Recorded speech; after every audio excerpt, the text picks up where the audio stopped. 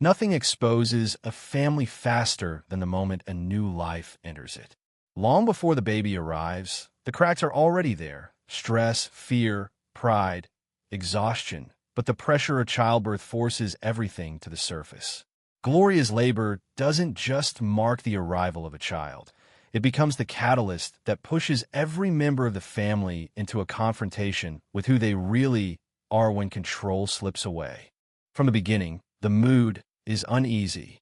Gloria is overdue, uncomfortable, and emotionally stretched thin. Mike tries to be calm and prepared, clinging to checklists and breathing techniques like lifelines. He wants to be the perfect modern husband, the kind who knows what to do, who supports, who stays steady. But underneath his confidence is panic.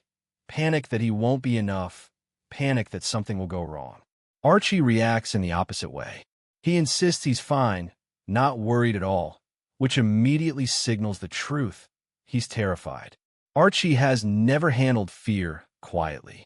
His anxiety turns into irritation, impatience, and an aggressive need to assert himself. Edith, as always, stands between these emotional storms, holding hope and worry at the same time, trying to keep the family from tearing itself apart before the baby even arrives. The hospital becomes the first test. Instead of swift reassurance, they are met with confusion. Missing names, unclear directions, staff who are calm in a way that feels cold to people who are emotionally unraveling. Edith grows anxious, convinced something is wrong simply because no one seems to be moving fast enough. Archie feels insulted by the entire process, as if the hospital's indifference is a personal attack. He lashes out, complains, demands attention, because demanding attention makes him feel less powerless. Around them, other people's problems continue uninterrupted. Nurses arguing, phones ringing, mundane conversations happening alongside what feels like the most important moment of their lives. The world refuses to slow down, and that refusal makes everything feel sharper. When they finally reach Gloria, the emotional focus shifts. Gloria is in pain, but still herself, sarcastic, resilient, determined not to be swallowed by fear. Mike stays close, coaching her, encouraging her, reminding her how to breathe. His intentions are loving, but under pressure, even love can become intrusive. Gloria snaps at him, not because she doesn't appreciate him, but because she needs space to own her own experience. Labor strips away politeness. It leaves only honesty. And the honesty is that Gloria is the one doing the work, carrying the pain, facing the physical reality of childbirth. She needs support, not instruction. Outside the delivery room, Archie unravels in slow motion. Waiting is torture for him. He eats when he shouldn't be hungry, complains when there's nothing to complain about, and paces like a man trying to outrun his own thoughts. Edith sees what he won't say. He's scared for Gloria, scared for the baby, scared by how much he cares. Becoming a grandfather forces Archie to confront a part of himself he rarely acknowledges, his capacity for deep, unguarded love. He masks it with jokes and bluster, but it's there unmistakable. The birth itself arrives in a rush of intensity. The room fills with urgency, voices counting, encouragement spilling out in fragments, Gloria pushing through pain with determination and exhaustion tangled together. And then, suddenly, the moment shifts. The baby cries. The tension breaks. Relief washes over everyone at once. Gloria is drained but radiant in the way only someone who has just crossed a physical and emotional threshold can be. Mike is stunned, overwhelmed, and proud, holding the reality of fatherhood in his hands. In that instant, fear gives way to awe. Archie and Edith receive the news with opposite, but equally revealing reactions. Edith is openly emotional, tears flowing, gratitude pouring out of her. She embraces the joy without hesitation. Archie tries to play it cool, tries to make it sound like he expected this outcome all along, but the act doesn't fully hold. The truth slips through. He is moved. He is changed. The baby isn't just a symbol anymore. It's his grandson, a living reminder that time moves forward whether he's ready or not. But joy doesn't cancel exhaustion, and once the baby comes home, reality sets in hard. Sleep disappears. The apartment fills with crying, feeding schedules, and constant vigilance. Joey is loved instantly, fiercely, but he also demands everything. Gloria, still recovering, shoulders the emotional and physical burden of new motherhood. Mike wants to help, wants to solve problems, wants to make things easier. But his instinct to decide quickly, to take control, begins to clash with Gloria's growing need to assert herself.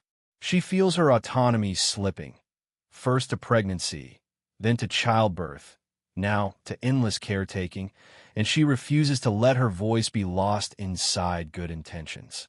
That tension erupts around what should be a joyful event. Their friends Al and Trudy are in town to get married on New Year's Eve.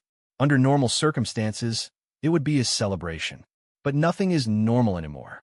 A babysitter cancels, and suddenly attending the wedding feels impossible. Mike, under pressure, acts fast.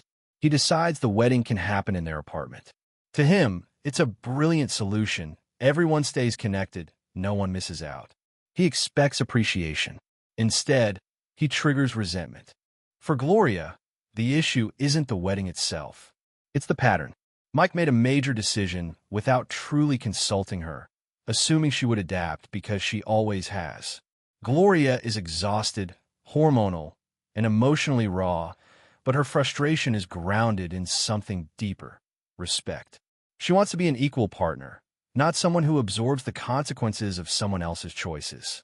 Motherhood has sharpened her sense of self, not dulled it. She refuses to be sidelined in her own home. The apartment fills quickly. Guests arrive. Family members crowd in. The baby exists at the center of the chaos, fragile and real, a reminder that this space has already changed. Al and Trudy treat the situation like a grand adventure, laughing at the absurdity of it all. Mike scrambles to manage everything: host, husband, father, friend, while Gloria tries to hold herself together under the weight of it all. The humor remains, but it's layered over something serious: the struggle to renegotiate roles now that life has fundamentally shifted. During the ceremony, Mike reads a passage about marriage, about being together without losing oneself, about standing side by side rather than overshadowing one another. The words land heavily. They aren't just for the newlyweds. They echo directly into Mike and Gloria's conflict. Love, the passage suggests, is not about control or efficiency. It's about balance, listening, and respect.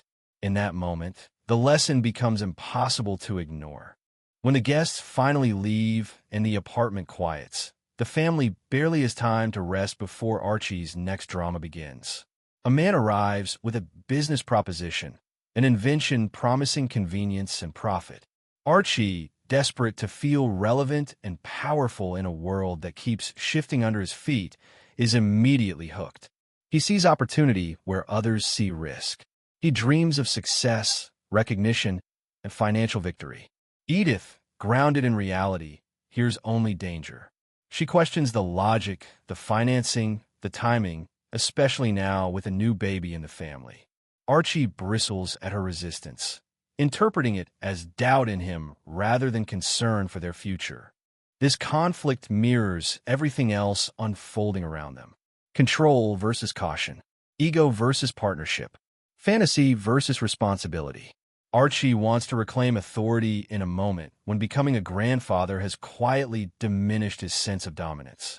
Edith stands firm, not out of defiance, but out of wisdom. She understands that life has changed, and pretending otherwise will only cause damage.